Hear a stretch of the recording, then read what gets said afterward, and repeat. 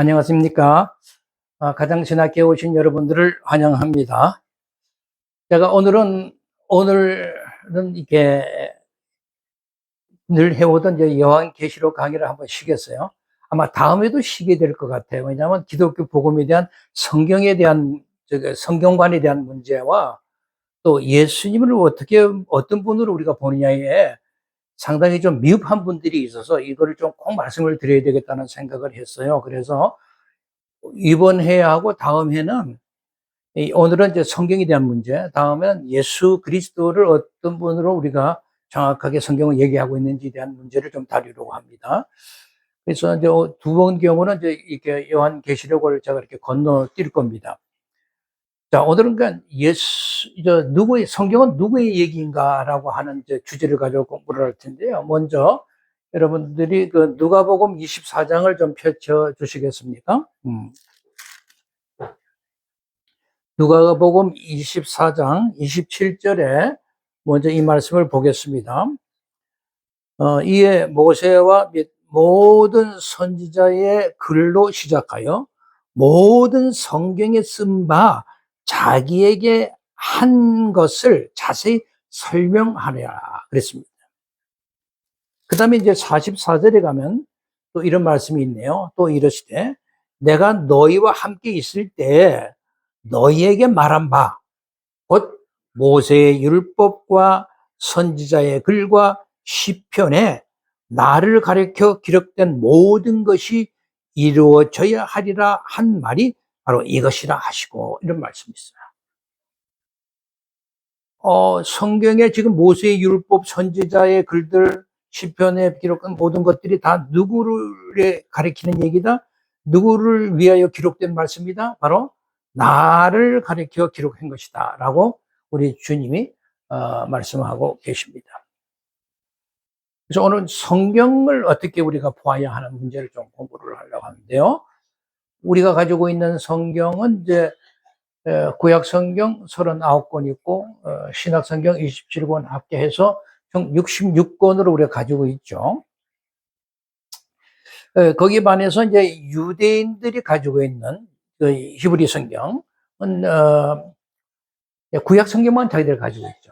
그들은 이제 신약 성경이 없죠. 예수님을 인정하지 않으니까 신약 성경이 없이 그냥 구약 성경만으로 자기의 경전, 완전한 정경이다 생각하고 가지고 있습니다.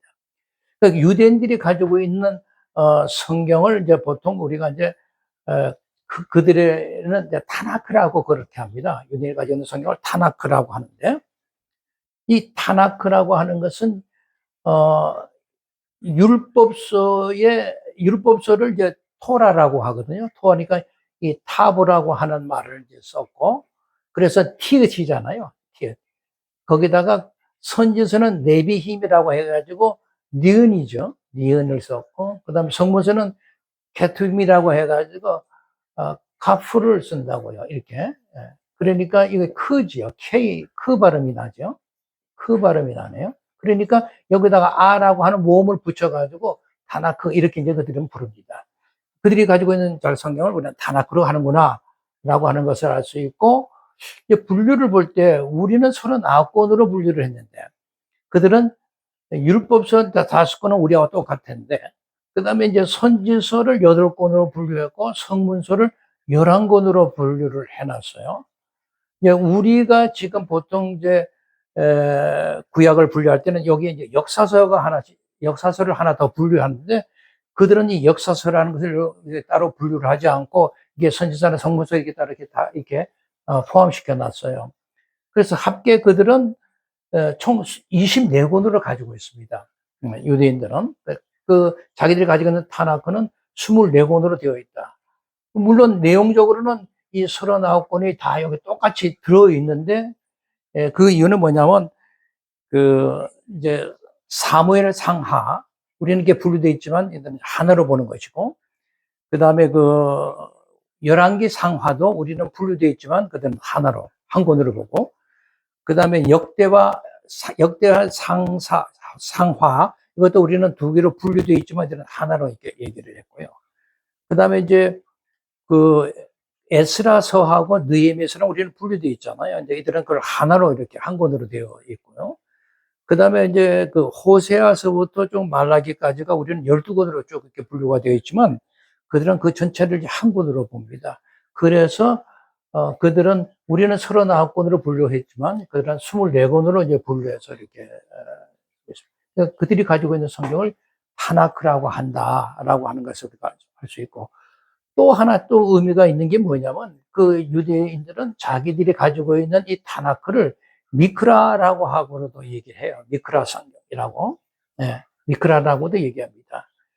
미크라는 여기 이제 제가 뭐 이게 히브리어로 써놨습니다만은 이 미크라라고 하는 말은 그 어떤 의미를 가지고 있냐면 원래 토라라고 하는 것이 기록된 토라로 쭉 내려온 게 아니거든요. 구전 토라란 말이죠. 사람의 입으로 쭉쭉 이렇게 구전되어 나온 그런 그 율법의 얘기들을 이제 그것을 말하자면 문자를 가지고 기록해 놓았다. 기록한 토라가 되었다. 그래서 구전 토라가 아니라 기록된 토라다라고 하는 의미를 강하게 이해하고 싶어서 자기들이 가지고 있는 성경을 미크라라고도 얘기합니다. 구전되었다라고 하는 것은 이 사람은 제 얘기, 저 사람은 제 얘기야. 이게 때로는 상당히 혼란스러우겠지만 기록된 문제는 하나 딱 기록된 것으로 딱 정리가 되니까 확실하잖아요. 그러니까 우리도 기록된 문자를 가지고 있다. 이제 이런 이제 의미를 이제 강하게 나타내는 것인데 원래 이게 미크라라고 하는 말은 어떤 의미가 있냐면 이제 히브리어는 읽는다, 이렇게 선포한다, 뭐 그런 의미를 가지고 있습니다. 그러니까 하나님의 말씀 성경이라는 것을 눈으로 보는 것에 그들은 관점이 아니라 확실히 눈으로 보면서도 반드시 입으로 읽어야 돼요. 소리 내어서. 소리 내어 읽을 때 비로소 그들은 자기의 경전이 되는 거예요. 만약에 소리 내어 읽지 않는다면 그건 경전이 아니라고 생각하지 않아요. 그러니까 그들은 자기들이 기록된 문자를 반드시 소리 내어 읽습니다. 그런 의미에서 자기들이 가지고 있는 성경을 미크라라고 이렇게 얘기도 하고 있습니다. 근데 이제 우리가 이제 알아야 할 거는, 여러분, 우리가 이 모세 오경, 그 창세기부터 신명기까지 이 5권을 모세가 기록했다라고 생각하는 사람들이 많죠. 또 그렇게 아마도 배웠을 겁니다. 근데 유대인들도 이제 자기들의 그 모세 오경을 모세가 기록됐다라고 이렇게 이제 얘기를 하지만은 사실은 모세가 기록한 건 아니죠. 그 당시에는 이 히브리어 알파벳이 존재하지 않아요. 여러분, 알파벳이었는데 어떻게 문서를 기록해 놓겠어요? 알파벳이었는데. 우리 한글도 마찬가지잖아요. 한글이 없을 때는 우리의 말도 이렇게 얘기를 나눠도 한글로 이렇게 기록해 놓을 수가 없으니까. 그냥 그 의미를 담아서 한자로 대체 의미를 담아서 쓰고 그랬잖아요. 그러니까 유대인들도 마찬가지로 그 모세가 했던 일, 모세가 했던 그 말들, 이런 것들이 구전으로 쭉 내려온 얘기들을 나중에 이제 유대인들이 이제 바벨론 포로로 잡혀가죠. 그 포로로 갔다가 바벨론이 이제 페르시아한테 망해가지고 페르시아 시대 때에 그 당시 그 유수기 때니까 거기서 이제 자기들의 그 율법, 구조로 되는 토라를 문자로 기록하고 싶은 의지가 굉장히 강했죠. 그래서 그 당시에 그 기록된 문자를 기록하기 위해서 그들은 어떻게 했냐면은 그 당시 세계 공용어가 아람어였습니다. 근데 페르시아도 이제 아람어를 이렇게 썼으니까요. 그 아람어가 굉장히 그 명료하고 법률적으로 뚜렷하게 뭔가를 잘할 수 있는 그런 좋은 언어였고, 그래서 이제 아람어의 그 알파벳을 따가지고 히브리 성경을 기록하기 시작을 했어요. 그러니까 히브리의 그 경전이라고 하는 것은 바로 기록된 문자로 등장한 것은 바로 이때 등장합니다. 그전에는 구전으로 내려온 얘기로서만 있었고, 그래서 이것을 이제 말하자면 문자를 이렇게 썼을 때 유대인들이 가장 잘한 것은 그 당시 가장 세계 공용어로 좋은 언어였던 아람어를 차용한 거죠. 아람의 알파벳을 차용했단 말이죠. 그래서 알파벳을 차용해서 그대로 자기들이 이제 히브리 성경을 이렇게 만들어 놓은 거죠. 그러니까 아람어 성경이나 히브리 성경은 문자가 똑같습니다. 그러니까 뭐 알렙, 베이트, 기레, 하메, 알레베이드, 길렙, 기멜가, 해, 바브, 자인, 뭐, 이렇게 쭉 나가는 거 보면은, 아람어도 똑같아요. 아람어 문자하고 히브리 문자는 똑같습니다. 그러니까 히브리 성경을 읽을 줄 알면은 아람어 성경은 자연히 읽을 수가 있어요. 그래서 이제 그 시대에 유대인들이 가지고 있는 기록된 문자라는 것은 바로 이 시기에 이렇게 나타난 것이라는 것을 우리가 좀 상식적으로 좀 알아두시면 좋겠고요. 근데 이제 우리 기독교 입장에서는 이 구약 성경만을 이렇게 우리가 받아들이는 게 아니라 거기에 이제 신약 성경 이쪽을 더하여 우리의 경전 신구약 66권을 우리의 경전으로 이제 받아들인 거죠. 그렇다면 신구약 전체의 성경이 도대체 무엇을 말하고 있는가? 어떤 책인가? 하는 질문을 하는 것은 굉장히 중요하겠죠. 제가 여기서 먼저 얘기 드리고 싶은 것은 구약 성경이라는 것은 우리 기독교만의 전유물이 아니에요. 유대교에서도 우리가 동일하게 가지고 있잖아요. 구성만 달리할 뿐 우리의 구약 성경과 동일하게 그들을 가지고 있습니다. 그러므로 우리 기독교 입장에서 볼 때 유대인들도 가지고 있는 히브리어로 기록된 구약 성경 이 본문들을 그대로 우리 한글로 번역된 그런 내용들을 그냥 표피적으로 읽고 문자적으로 해석하게 되면은 정말 이것은 구약 성경은 우리의 경전이 아니라 하나의 그냥 고전에 지나지 않을 수 있다라고 하는 것. 이 얘기를 꼭 드리고 싶은 거예요. 왜 그러냐? 유대인들은 같은 구약을 우리가 동일하게 가지고 있는데도 불구하고 그 구약 안에 계시되어 있는 그 약속된 메시아이신 예수 그리스도를 그들은 발견하지 못했기 때문에 그래요. 그들에게는 신약 성경을 가지고 있지 않습니다. 그러니까 예수 그리스도가 없는, 즉 말하자면 신약 성경이 없는 구약 성경이라면 그건 유대인들이 가지고 있는 성경인데, 그렇다면은 그런 유대인 시각에서 신약에 없는 구약만을 가지고 경전으로 생각하는 그들의 입장에서 똑같이 표피적으로 문자적으로 해석해 버리면 그것은 우리의 경전이 될 수 없다라고 하는 거. 그 점을 우리가 좀 많이 놓치고 있는 것 같아요. 그러니까 구약 성경을 볼 때는 항상 신약 성경이라고 하는 프리즘을 통과시켜서 그래서 그 구약 성경을 읽어야 된다라고 하는 거죠. 그래서 오늘 우리가 본문 누가복음 24장 27절과 40절을 이제 우리가 읽고 거기서 우리가 알듯이 구약의 율법서, 성지서, 성문서를 다 누구를 가리킨다고 그랬어요? 바로 당신께서 바로 나를 가리킨다라고 얘기하고 있지 않습니까? 그러니까 구약의 의미를 문자적으로 그렇게 매몰된 채 그냥 표피적으로 읽고 해석하면은 그건 마치 유대인 시각으로 구약 성경을 읽는 거하고 똑같이 되는 거니까 우리 기독교 입장에서는 전혀 다른 의미가 될 수 있다라고 하는 거. 그런 위험성이 있다는 것을 우리가 알아야 됩니다. 그리고 우리 성경이라고 하는 것이요. 그 2000년 우리의 역사 속에서 그 시대마다 그 시대가 가지고 있는 사상이 있고 철학이 있고 그 시대의 문화적 배경이 있단 말이에요. 그 속에서 많은 사람들의 손을 거치면서 심하게 좀 왜곡되게 해석되었다라고 하는 것입니다. 제가 볼 때 특히 이제 그 중세 이후에 르네상스 시대를 이제 거치면서 인본주의가 이제 득세를 했거든요.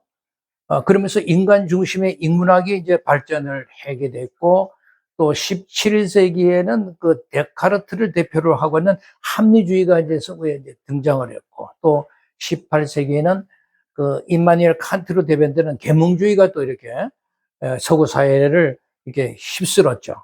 그럼 그 사회를 그렇게 문화로 바꿔져 가고 있는 거죠.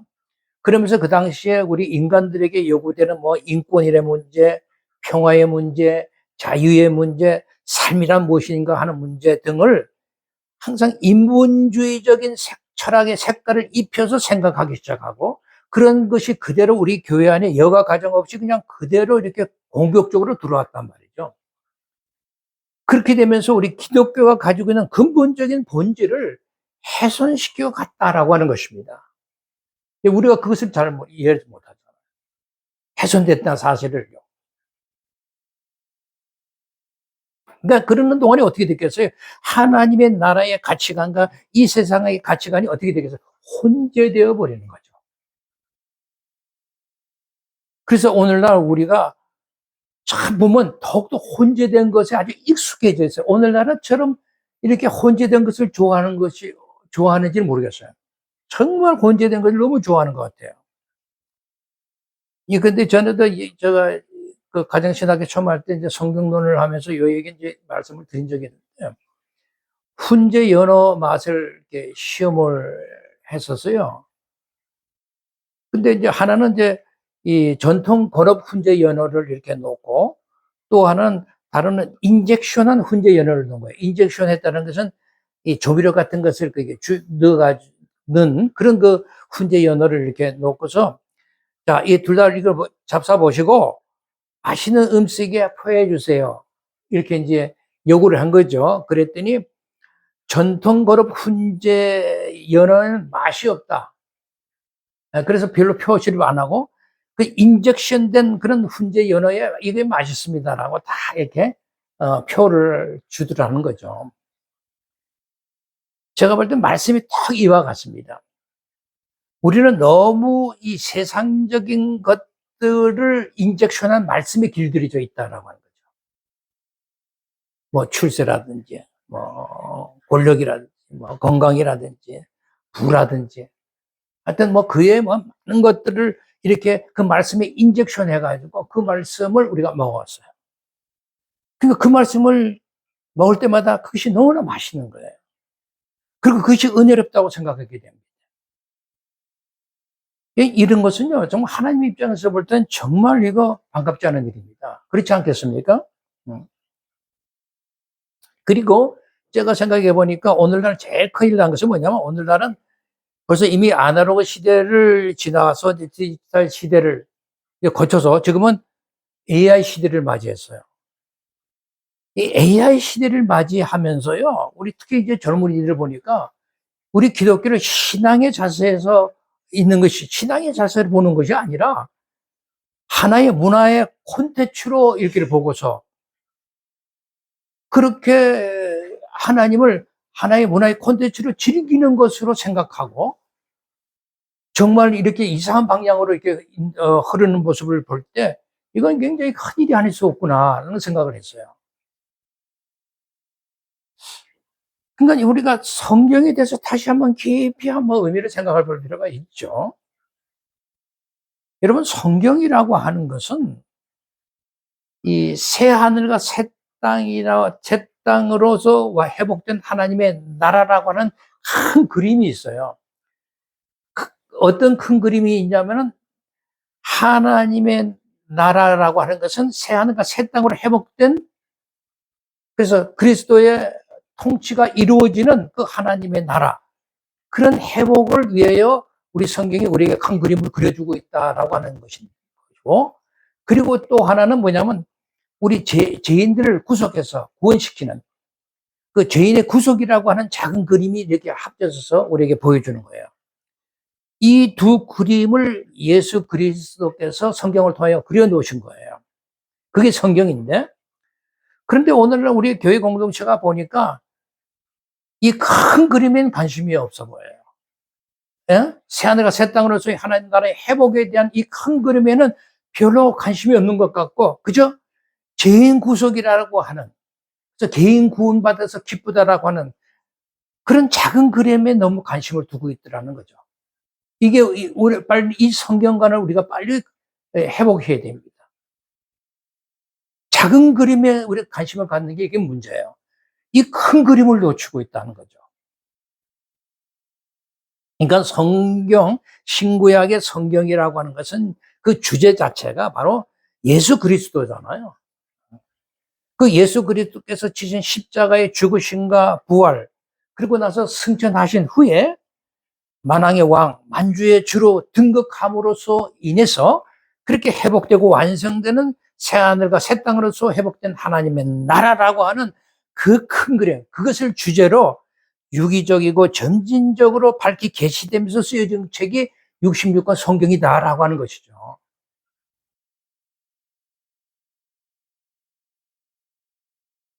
이게 바로 예수 그리스도의 얘기입니다. 그러니까 이 큰 그림에 대해서 먼저 항상 생각을 했으면 좋겠어요.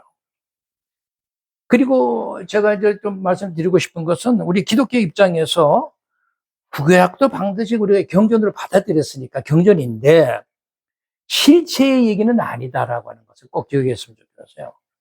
그러니까 본체이시며 실체이신 예수님이 오시기까지, 즉 말하자면 신약 성경이 등장하기까지 그림자로서 예표적 역할을 하는 것이 구약 성경이다라고 하는 것입니다. 그러니까 구약 성경은 신약 성경으로 가는 몽학성생 역할을 하는 것이다라고 갈라디아서 3장 24절에 사도 바울이 이제 밝혀준 거 있잖아요. 율법이 우리를 그리스도로 인하는 몽학성생이 되었다라고 가르쳐주고 있다고요. 예, 그러니까 구약의 아브라함의 얘기나 모세의 얘기나 다윗의 얘기나 엘리야 얘기 모두 다 누구를 예표하는 얘기다? 바로 예수 그리스도를 예표하는 것이고 예수 그리스도를 상징하는 얘기다. 예수 그리스도를 상징적으로 그림을 보여주고 있는 거란 말이죠. 또 모세 오경도 마찬가지고 성막의 얘기, 성소의 얘기, 지성소의 얘기, 제사장 얘기, 제사장의 복장까지 모든 것을 다 예수 그리스도를 상징하는 것이다. 그리고 이제 시편을 비롯해서 모든 우리 선지서에 나오는 그 선지자들의 생애라든지 모든 글이 다 누구를 가리킨다? 다 예수 그리스도를 예표하는 얘기다라고 하는 것이 성경의 얘기다라고 하는 것입니다. 그러니까 성경이라는 것은 하나님이 제작하셨다라고 볼 수가 있고, 그다음 예수 그리스도께서 연출자가 되셔가지고 동시에 당신이 스스로 구원자로서의 주인공 역할을 감당하셨다라고 하는 얘기고, 그리고 각 시대마다 구원의 사역을 펼쳐나갈 때 필요한 사람들을 이렇게 택하셔가지고, 그래서 주인공이신 예수 그리스도의 역할을 더 빛나게 할 수 있도록 때로는 조연으로, 때로는 단역으로 그런 그 도구로 쓰임받는 것이 바로 인간이다라는 거죠. 그러니까 그 시대마다 잠시 쓰임받은 인간은 그 누구라도 구원의 연출자가 되시고 주인공이신 예수 그리스도를 빛나게 하는 그냥 조연 역할, 단역 역할로 끝나는 거예요. 성경에 보면 이러한 조연이나 단역 역할을 하는 사람이 많이 나타나는데요. 그 조연들이, 그 단역들이 결코 구원 사역의 주인공이신 예수 그리스도를 절대로 대신할 수는 없다는 거죠. 그런데 이제 중세를 이렇게 넘어가면서 인본주의가 득세를 했거든요. 그러면서 성경에 쓰인 받은 그런 조연들이 등장하는 인간들로 얘기로 자꾸 채워져 가는 실정이 되어버린 거예요. 우리는 정말 이 문제에 대해서 좀 심각성을 느꼈으면 좋겠다라고 생각합니다. 예수님의 얘기는, 주인공이신 예수님 얘기는 손꼽맞춰 이렇게 해놓고는 그저 조연 단역으로 등장하는 인간들의 얘기로 가득 채우는 일이 얼마나 많은지 모릅니다. 이런 것은 정말 우리가 심각성을 가지고 접근했으면 좋겠다는 말씀을 꼭 드리고 싶어요. 근데 목회자들이 좀 이 문제를 잘 정리 좀 할 수 있으면 좋겠고요. 그리고 또 알아야 할 것은 성경은 이렇게 직선적인 역사관을 가지고 있거든요. 그러니까 직선적인 역사관이라는 것은 이 땅의 역사라는 것이 시작이 있고 언젠가는 반드시 끝이 있다라고 하는 역사관이니까요. 근데 이제 오늘날 우리가 살고 있는 이 세상의 동양 사상을 봐도 그렇고, 오늘날 이렇게 뉴에이지 사상을 봐도 그렇고, 거기서 주장되는 그 역사관이라는 것은 순환적 역사관을 얘기한단 말이죠. 그러니까 순환적 역사관이라는 것은 시작과 끝이 이렇게 딱 있는 게 아니라 이렇게 스스로 이렇게 계속 이렇게 순환되는, 스스로 그렇게 존재했고 끊임없이 순환되고 있다, 이런 역사관을 가지고 있단 말이죠. 그래서 그들이 이 하나님의 피조물인 이 만물, 이 세상을 가리켜 자연이라고 부르잖아요. 우리가 자연이라고 하는 것이 스스로 자자에 그럴 연을 쓰잖아요. 스스로 그렇게 있다라고 하는 것이 뜻을 가진 것이 자연이라는 말이죠. 근데 그 스스로 있다라고 하는 뜻을 지닌 이 자연이라고 하는 이름은 사실은 누가 가르쳐 준 이름일까요? 출애굽에 보면 하나님께서 당신의 이름을 모세에게 가르쳐 주실 때 하신 내용이 바로 스스로 있는 자라고 밝히셨잖아요.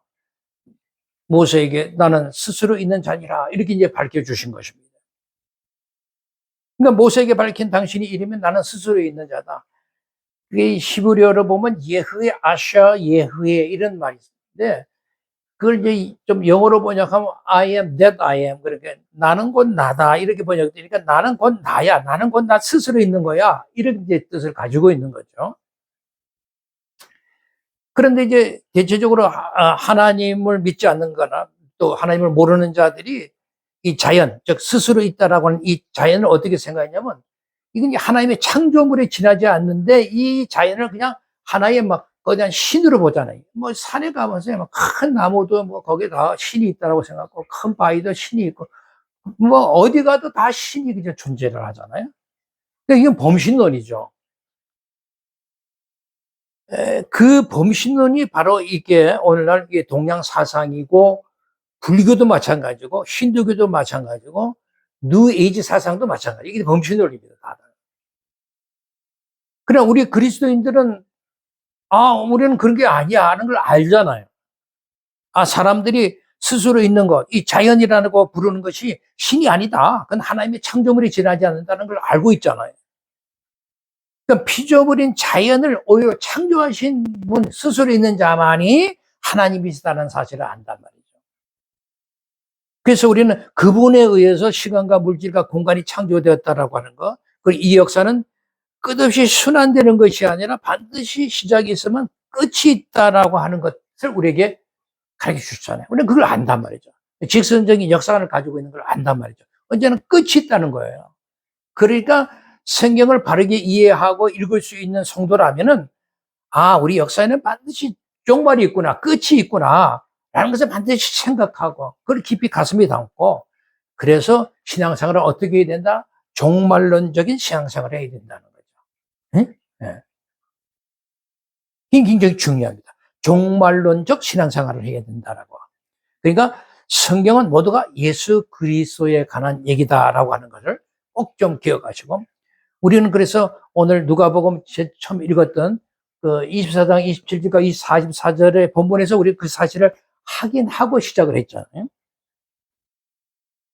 그러니까 구약 선지자들의 수많은 예언들, 그런 여러 인물들의 발자취가 모두 다 예수 그리스도를 설명하는 것이로구나.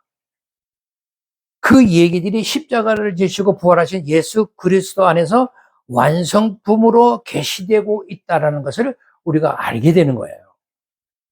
그래서 우리는 예수님을 마지막 계시다 그렇게 얘기하는 거예요. 예수님으로 계시는 끝이 난 거예요. 하나님의 계시는 실체이신 예수 그리스도가 오셨으니까 그거로 종결이 돼버린 거죠. 그러니까 모든 성경의 계시는 다 예수 그리스도 안으로 다 수렴된다는 거죠. 모든 성경의 예언들은 다 예수 그리스도로 결론 지어져야 된다는 것입니다.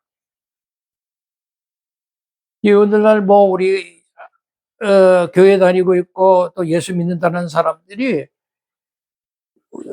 제일 어디다 이렇게 관심을 가지고 있느냐면은 그 예언에 그렇게 관심을 많이 가지고 있잖아요. 오늘 우리 한국 사람들도 뭐 어느 때만 되면 무당한테 가서 뭐 자기 미래를 이렇게 물어보고 그러지 않습니까? 이 교회도 예언 은사를 받았다라고 하는 유명한 목사를 이렇게 불러다가 이렇게 집회를 하는 경우가 굉장히 많았잖아요. 기도원에는 뭐 그건 흔하게 있었고요.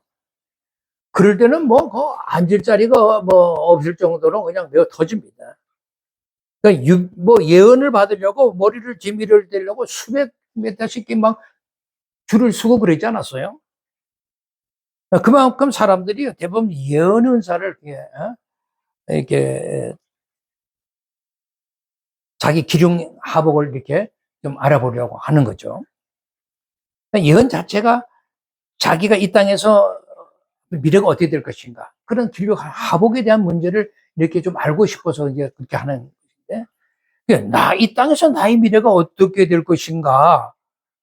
이제 너무 관심을 갖다 보니까, 그리고 예언하는 목사 앞에 가서 머리를 디비고 뭐 얘기를 할 때, 혹시 자기가 가지고 있는 성품이나 또는 자기가 처한 상황이 대체적으로 그 환경이 어떤가를 좀 이렇게 좀 맞춰버리면 그냥 뭐 놀라 자빠지는 거예요. 대체적으로 그 예언자를 찾아가서 이렇게 자기 기륭 화본을 묻는 사람들이 되게 다 여러 가지 문제가 있기 때문에 가서 그러는 것인데, 그렇다면 보통 그 처해진 환경이 대부분 다 아는 거예요, 어느 정도는. 그러니까 그런 것들은 이제 우리가 심리학에서요, 심리학에 보면은 이제 이런 말이 있습니다. 바넘 이펙트라고요. 바넘 이펙트라고 하는 이제 바넘 효과라고 하는 말이 있는데, 그 심리학에서 나오는 이제 그런 얘기입니다. 그러니까 여러분, 그 예언 같은 걸 이렇게 우리가 들어보면은, 그리고 들어보고 그걸 이게 분석 좀 해보면은, 그 얘기들이 대개적으로 다 보편적으로 모든 사람들이 가지고 있는 그런 일반화된 그런 진술이에요. 다 뭐 그런 얘기들을 대개 다 가지고 있는 얘기들인데, 어떤 사람은 마치 그 예언자가 그런 얘기를 이렇게 뭐 좀 이렇게 지적을 하면 그 얘기가 자기 자신에게는 독특한 의미가 있는 얘기로 받아들이는 현상을 말해요. 근데 이런 거죠. 무당을 이제 자기 찾아온 사람에게 당신 올해 금년에 좀 애군이 끼었으니 조심해야 됩니다. 이렇게 얘기를 했어요. 여러분, 이런 얘기, 사람이면 이 세상 살아가면서 조심해야 하는 것은 일반적인 상황이잖아요. 누구든지 보편적이고 누구든지 적용되는 얘기잖아요. 조심하지 않으면은 위험한 일이 생기는 거 아니에요. 근데 이 무당이 자기에게 애군이 있으니 조심하라고 하는 말이 자신에게는 준 아주 특별한 의미로 자기가 스스로 받아들이는 거예요. 그런 것들을 심리학에서 반함 효과라고 해요. 그러니까 무당들이나 예언하는 자들이 이런 반함 효과를 굉장히 이게 이용을 잘하는 거죠. 사람은 그걸 모르고 그냥 속아버리는 것이고요. 그러니까 어쨌든 제가 볼 때 그런 예언하는 목사는 그런 신접한 점쟁이 무당 목사라고 밖에 볼 수가 없는 거죠. 예언이라는 건요, 음양 그 오행 또는 십간 십이지 무슨 뭐 사주 팔자 그런 것들을 잘 짚어서 보는 거잖아요. 우리는 그런 걸 가지고 우리 미래를 얘기하는 게 아니에요. 우리 그리스도인이 이 세상을 바라보고 이 땅에 부를 목적으로 사는 사람들이 아니란 말이죠. 그래서 자기의 길용 하복 같은 것에 관심을 두고 그런 예언하는 목사를 찾아다니는 사람이 되어서 되겠냐는 거죠. 그건 세상 사람들이 하는 것이죠. 그리고 이제 신약에 나타나는 우리가 예언사라고 하는 것은 그런 뭐 점치는 은사를 말하는 게 아닙니다. 은사라는 것은 성경에서 말할 때는 은사를 줬을 때 그 은사라고 하는 것은 교회 공동체 전체에게 유익이 되고 덕을 위해서 주신 하나님의 선물이라고 얘기하잖아요. 그러니까 예언이라고 하는 말 자체가 그것도 그 예언이라고 하는 말이 이제 베테이아라고 하는 말인데요. 여기에 프로라고 하는 이 말은 뭐뭐 앞에서 그런 뜻이고요. 베테이아라는 것은 말하다는 뜻입니다. say. 이거 from. 그러니까 하나님 앞에서 말한다는 뜻을 가지고 있어요. 예언이라고 하는 말 자체가. 그러니까 이 예언 은사를 받은 사람은 교회 안에서 공동체 안에서 어떤 일을 하냐면은 보통 이제 성도들이 일상적인 삶 속에서 뭔가 죄를 지었어요. 그러면 예언 은사 받은 사람에는 초기화. 그래서 그 죄 지은 사람을 딱 발견을 하게 되면 몰래 혼자 가서 그 사람을 만나요. 그래서 당신 지금 현재 이런 죄를 짓고 있는 것 같다. 그런 죄를 지으면 안 된다. 그런 것들을 이렇게 해서 바라잡아주는 역할을 한 게 예언 은사 받은 사람들이 하는 일이었어요. 그러니까 교회 덕을 위해서 하는 거란 말이죠. 그러니까 우리는 이 세상의 부귀영화가 아닌 영원한 하나님의 나라를 바라보고 추구하는 삶을 사는 사람들이잖아요. 성경이 바로 그 새하늘과 새 땅에 가는 소망이 적혀 있는 책이기도 하고요. 그래서 예수 그리스도를 믿는다라고 하는 사람이 온통 그냥 이 땅에 자신의 운명에 대해서만 관심을 가지고 있다면 어찌 그가 하나님의 나라를 소망해 둔 사람이라고 말할 수 있겠냐라고 하는 것입니다. 여러분, 우리 그리스도인들의 미래는 성경이 명확하게 기록해 놓고 있잖아요. 새 하늘과 새 땅에서의 영원한 삶을 얘기하고 있고, 그 좋으신 예수 그리스도 품 안에서 예수를 함께 안식한다라고 하는 거. 그 외에 무엇이 더 우리가 필요하고 무엇을 더 알고 싶으시냐 말이에요. 그러니까 성경이라는 것은 우리가 이 땅에서 어떻게 하면 먹고 잘 살고 그런 거에 관해서 얘기한 책이 아닙니다. 하나님의 계시라는 것은 그런 적어간 것이 아닙니다. 절대로 속으시면 안 돼요. 이제는 하여튼 어떤 교회 그 강단에 가서 보면은 뭐 하여튼 그런 얘기를 설교를 많이 해서 지금 하나님께서 말씀하시는데 하나님께서 계시를 하시는데 신장이 안 좋은 사람이 병이 오늘 지금 병을 고쳤습니다. 뭐 이런 메시지. 그런 얘기 많이 들은 적이 있죠. 그런 걸 예언하듯이 해요. 완전히 코미디죠, 이게. 만약에 그것이 사실이라고 하면은 하나님의 계시에 그 성경에 추가로 기록돼도 손색이 없을 거 아니겠어요. 하나님의 계시의 말씀이니까. 그렇다면 하나님의 특별 계시인 그 완성된 성경 말고도 지금도 이 세상에 여전히 계시가 주어지고 있다는 것 아닙니까? 그러면 지금 우리가 가지고 있는 이 성경이 완전한 절대적인 계시가 될 수 있어요? 그럴 수가 없잖아요. 그냥 수많은 계시 중에 하나에 불과한 것이 되는 거란 말이에요. 여러분, 하나님의 계시의 말씀은 일성을 가진 우리 인간에게 이해할 수 있는 범위 안에서 완성되어 경전으로서 이렇게 우리에게 성경으로 이렇게 주어져 있잖아요. 그래서 우리 하나님은 이 완성한 성경, 우리에게 주어진 66권의 성경 그 외에 무엇을 보탠다든지, 지금도 뭐 계시가 있다든지, 아니면 또 계시가 지금은 이런 것이 없다라고 저주를 한다든지 하는 거기에 대해서 강력하게 말씀하고 있거든요. 경고를 하고 있습니다. 그게 이제 마지막 결론의 말씀인 요한계시록의 그 결론을 딱 마지막에 성경 제일 마지막에 그것을 얘기해 놓고 있어요.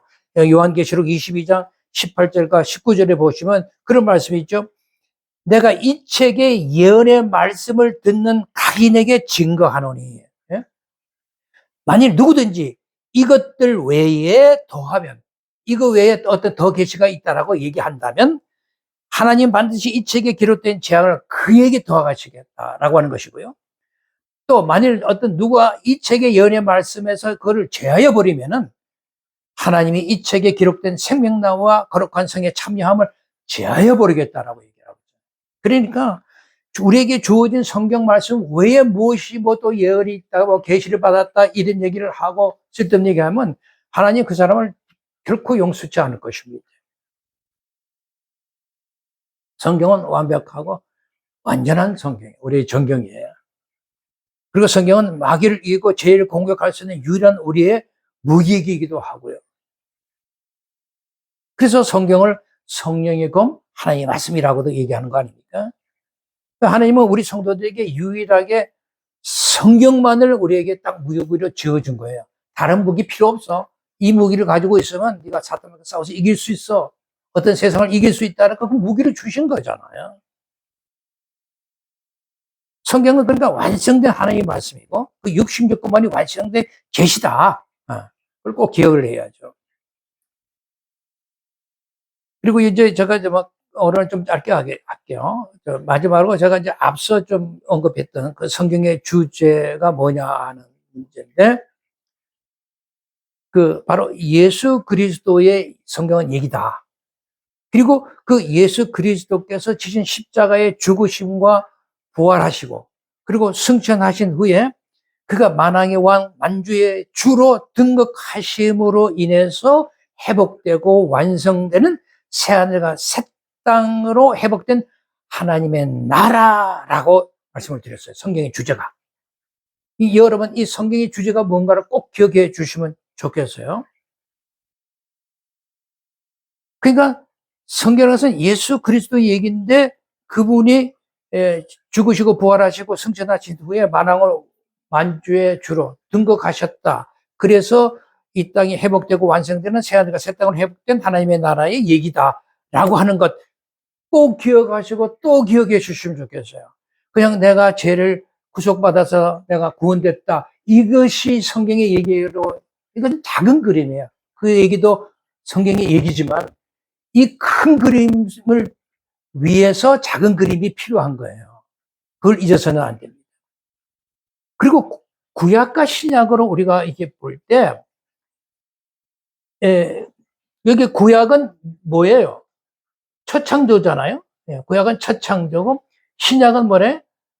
새 창조란 말이에요. 아, 성경의 얘기는 구약인 첫 창조와 신약인 새 창조의 얘기구나라고 하는 것을 꼭 기억하시면 좋겠어요.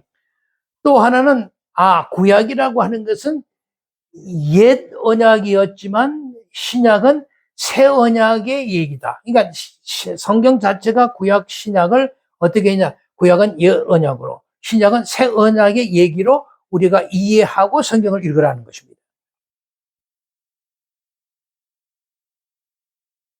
그러니까 우리가 그리스도인이라고 한다면 성경을 읽을 때 나라고 하는 존재가 어떠냐? 옛 언약이 아닌 새 언약의 백성이다라고 하는 생각을 가지고, 내가 새 언약의 백성이구나 라는 그런 자부심을 가지고 성경을 읽으라는 것이에요. 네?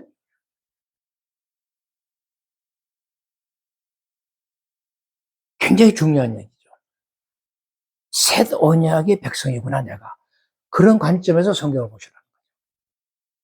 그리고 이제 지금 제가 볼 때 우리는, 우리 시대는 사도행전의 끝하고 계시록의 마지막 장면에서 보여주는 그런 내용의 사이에 어떤 지점에 우리가 살고 있다라고 생각이 되는데, 여러분들이 성경을 정말 이해하고 싶고 성경이 우리를 통해서 무엇을 일하는 것을 보여주고 있는가라고 하는 것을 여러분들이 정말 알고 싶다면은 그 전체적인 성경의 얘기, 그것이 바로 첫 창조와 새 창조의 얘기고 옛 언약과 새 언약의 얘기로구나 라고 하는 관점을 정확하게 이해하고 성경을 읽고 이해하는 법을 배워야 됩니다. 그렇지 않으면 성경이 전혀 딴 얘기를 할 수가 있어요. 그리고 이 사복음서를 읽을 때는 어떻게 읽어야 되냐. 사복음서, 마태, 마가, 누가, 요한. 이 사복음서를 읽을 때는 그 복음서가 어떻게 되냐면 예수님이 자신의 사역을 통해서 하늘에서와 같이 이 땅에서도 임하는 하나님의 나라의 얘기구나라는 사실을 알고 사복음서를 읽으라는 것입니다. 그러니까 하늘에서와 같이라고 하는 것은 이미 예수님이 승천하신 후에 만왕의 왕 만주의 주로 등극하셔서 거기는 사탄과 악한 세계들을 내쫓았잖아요. 그래서 예수님의 당신의 주권적인 통치가 완전히 회복되어진 것처럼 이 땅에서도 당신의 주권이 회복되게 해달라고 기도해야 된다는 의미에서, 그런 의미에서 이 하나님의 나라를 놓고서 이 사복음서를 읽어야 사복음서가 눈에 들어온다는 거예요. 꼭 기억하시면 좋겠어요. 그러니까 어떤 근거를 놓고 들여다보고 어떤 그 프리즘으로 들여다봐야 사복음서가 정확하게 이해가 되는가를 지금 말씀드리는 거예요. 다시 말해서 이스라엘의 위대한 약속의 얘기가 어떻게 신약의 얘기 안에서, 즉 예수 그리스도의 십자가와 부활과 승천하신 후에 또 한 번 강조합니다. 만왕의 왕 만주의 주로 등극하심으로 말미암아 성취되고 그래서 악의 세력이 패배당하고 하나님의 새로운 통치가 시작되었다라고 하는 관점을 가지고 이 이야기를 읽으시라고 하는 거예요. 그래야 성경이 제대로 자기 것이 되는 거예요. 끊임없이 그것을 늘 상기하면서 성경을 봐야죠. 그냥 읽는다고 성경이 내 말씀이 되는 게 아니란 말이죠. 그래서 성경을 통해서 하늘에서 이루어진 일이 이 땅에서 이루어지는, 하늘과 땅이 그리스도 안에서 통합되는 세계관 안에서 그걸 읽어야 성경이 보여주는 뜻을 그대로 우리가 이해하고 읽을 수 있는 거예요. 여러분, 그렇지 않으면요, 문제가 심각합니다. 여전히 그렇지 않으면 이 플라토적인 그런 서구 문화, 영주주의 영향을 받던 서구 문화가 이 끌어당기는 힘이 워낙 강력해요. 그 힘이요. 그래서 우리는 여전히 하늘과 땅이 이게 분리된 그런 이법적인 세간에서 벗어날 수가 없는 거예요. 다시 말해서 죽음 이후에 불멸의 영혼이라는 게 있어서 이 부끄럽고 가치없는 빨리 이 땅을 빨리 떠나서 원래의 그 본향인 하늘나라에 돌아가야 된다라고 하는 그런 이교적 구원관에서 우리가 벗어날 수 없다니까요.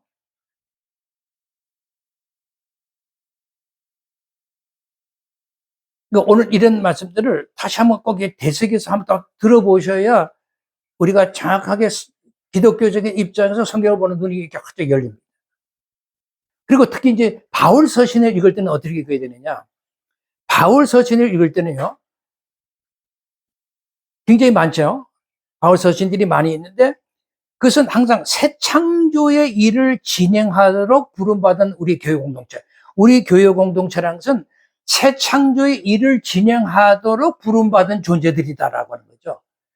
그것을 우리가 교회 공동체를 새 언약의 공동체라고 얘기하는 것입니다. 그 새 언약의 공동체를 우리가 형성을 해서 그 새 언약의 공동체가 해야 할 일이 뭔가, 새 언약의 공동체가 가야 할 일이 뭔가를 그것을 바르게 가르쳐주고 지도해주고 그런 것을 위해서 쓰여진 문서가 바로 사도 바울의 의궤주의인 서신들이다라는 관점을 가지고 읽으시라는 거죠. 새 창조의 일을 하기 위해서 우리가 부름받았구나. 그것을 깨닫기 위해서, 그것을 알기 위해서 이 사도 바울의 책들을, 편지들을 읽으시라는 거죠. 그래야 정확하게 성경을 이해할 수가 있어요.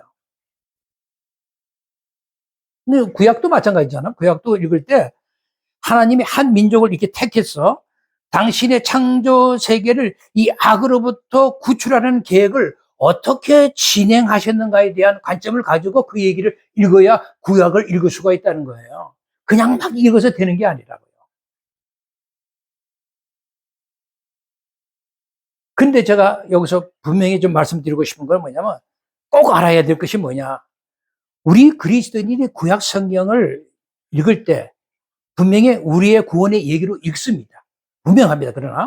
그러나 우리가 아직도 구약 성경의 시점에 아직 머물러 살고 있는 것처럼 생각하지는 말라는 거예요. 우리는 이미 거기를 넘어섰어요. 구약의 얘기라는 것 자체가 자기가 가지고 있는 얘기의 너머의 지점을 가리키고 있잖아요. 지금 어디를 가리키고 있어요? 신학의 얘기를 가리키고 있단 말이죠. 그러니까 구약이라는 것은 예언된 약속이잖아요. 예언된 약속이고 신약이라는 것은 성취된 약속이란 말이죠. 성취된 것이란 말이죠. 그러니까 구약은 예언된 약속으로 성취된 신약으로 나아가는 과정의 얘기잖아요. 그러니까 무게가 다를 수밖에 없단 말이에요. 그러니까 똑같은 구약을 가진 유대교 입장과는 전혀 다른 시각을 가져야 된다는 걸 꼭 기억해 주시면 좋겠어요. 그래서 그 신약성경의 히브리서 기자는 이런 얘기까지를 하고 있는 겁니다. 이것을 한번 같이 이제 펼쳐보시고 얘기를 좀 마칠게요. 자, 히브리서 8장입니다.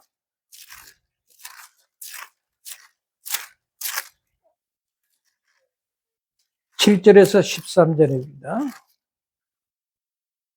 이것은 제가 또 누차 강조를 합니다. 정말 이게 중요한데요. 자, 히브리서의 한 기자는 첫 언약에 흠이 있다는 것을 지적하고 그래서 둘째 것 신약이 올 수밖에 없었다는 것을 강조한 얘기예요.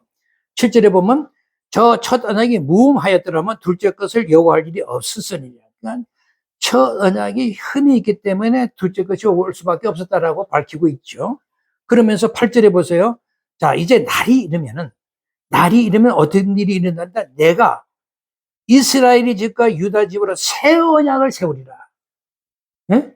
우리 예수께서 이스라엘과 유다의 집으로 무엇을 세운다?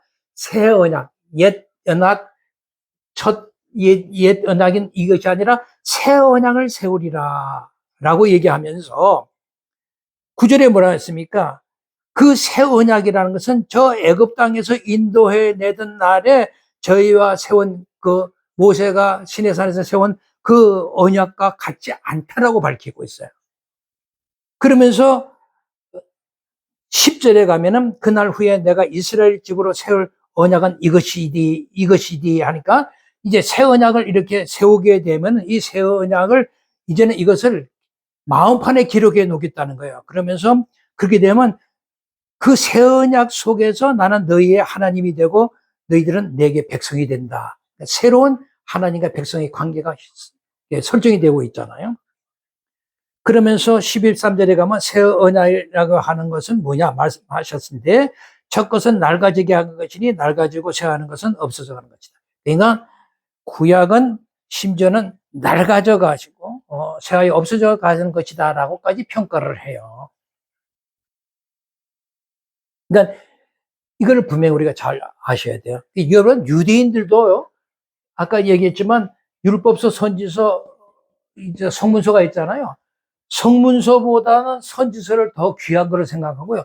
선지서나 율법서보다 더 귀한 것은 율법서예요. 그러니까 세상이 멸망해도 선지서, 성문서는 없어져도 율법서는 영원하다고 생각하는 사람들이 있으니까 그만큼 율법서를 가장 귀한 것으로 생각해요. 이게 권위의 차이가 있어요. 마찬가지예요. 우리 기독교 입장에서도 구약과 신경은 우리의 경전이지만 그 권위의 무게만 다를 수밖에 없는 거예요. 차이가. 구약은 가정으로서의 경전이기 때문에 성취로서의 신약보다는 거의 권위의 무게감이 낮을 수밖에 없는 거 아닙니까? 반드시 권위의 차이가 있단 말이죠. 물론 이제 권위가 차이가 있지만 우리 성경은 신구약으로 된 것이니까 하여튼 전체적으로 우리가 새창의 관점에 놓고서 신구약을 읽을 때 비로소 이제 우리 세상의 뜻을 우리가 찾을 수 있으니까 성경 전체를 읽지만 항상 권위에 이렇게 차이가 있다라고 하는 것을 여러분 놓치시면 안 돼요. 그러니까 구약을 읽을 때 조심할 필요가 있어요. 네? 그러니까 우리가 성경을 읽는 이유가 뭐냐면 그 성경을 읽는 사람으로 하여금 새 창조의 일이 일어나게 하기 위해서 읽게 하는 거고 성경을 쓰게 하는 것입니다. 그러니까 성경을 읽는 개인이나 성경을 읽는 어떤 그룹이나 성경을 읽는 교회 공동체나 무엇을 하기 위한 도구로 새 창조의 일을 하기 위해서 쓰인 것이다라는 것을 잊어서는 안 돼요. 그러니까 성경이 괜히 우리에게 쓰여서 우리를 읽으라는 게 아니라 너희들 새 창조를 하라고 하는 얘기거든요. 교회 공동체 너희들 새 창조를 일을 해라라는 것입니다. 그러니까 성경 우리 삶과 교회 공동체에 새 창조를 이루는 도구로 주어진 무기가 같은 것이란 말이죠. 그래서 우리가 오늘 말씀을 마칠게요. 성경을 통해서 첫 창조와 새 창조의 얘기, 또 옛 언약과 새 언약의 얘기로 들려주고 있는 것은 그 얘기를 듣는 우리 모두에게 그 얘기가 가지고 있는 정보를 계속 전해주고 또 그 얘기 안에서 또 그 얘기 안으로 그 얘기를 듣는 모든 사람을 초대해서 그 안으로 끌어들여 가지고 그래서 우리가 그 얘기의 이론이다 라고 하는 것을 항상 확신시켜 줘 가지고 그 얘기가 이루고자 하는 목적을 반드시 우리가 준비시키기 위해서 우리를 부르셨다라고 하는 것을 놓치시면 안 돼요. 그렇게 우리가 성경을 보셔야 돼요. 그러니까 성경에는 그냥 막 읽는 게 아니라 새 창조의 얘기, 새 언약의 얘기로서 그 얘기 안에서 우리를 끌어들여서 우리가 그 얘기의 이론이고 그 얘기의 목적을 이루기 위해서 우리를 준비시키기 위해서 성경을 우리에게 주셨고 그렇게 읽어야 된다라고 하는 거. 이것을 놓치시면 안 되겠어요. 오늘 성경은 누구의 얘기인가 이 얘기가 굉장히 중요한 내용이기 때문에 여러분들에게 이런 얘기를 다시 한번 들으셔서 성경이 이런 것이로구나. 누구의 얘기인 것이고 어떻게 우리가 무엇을 해야 할 것인지를 정확히 이제 이해하셔서 더욱더 성경을 통해서 하나님의 진짜 진정한 영광을 드릴 수 있는 우리 모두가 되시기를 정말 간절히 바랍니다. 오늘 이것으로 강의를 마칩니다. 다음에 예수님은 어떤 분인가라는 주제로 다시 만나겠습니다.